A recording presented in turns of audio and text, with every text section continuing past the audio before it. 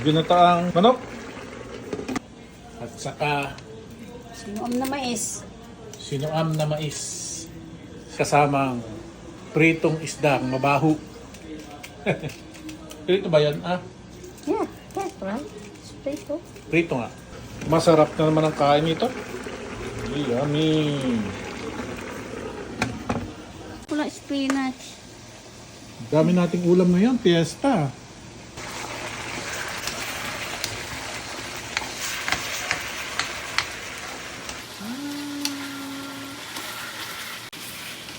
Yun ang masarap po, yung pininyahan.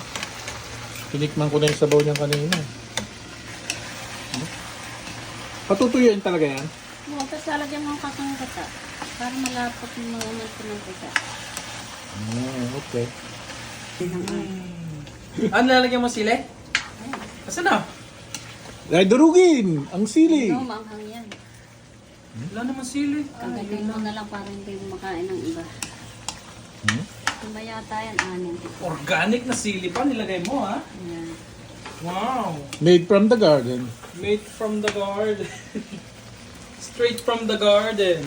Pwede na. Pwede na yan? Okay, kain na na! Kain na na! Ano nigagawa mo dito, Baba? Baba! Ano nigagawa mo dito? Baba!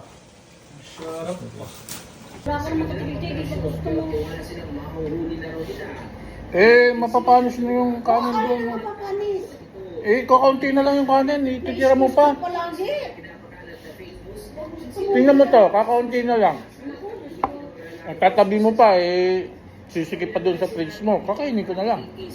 Yan,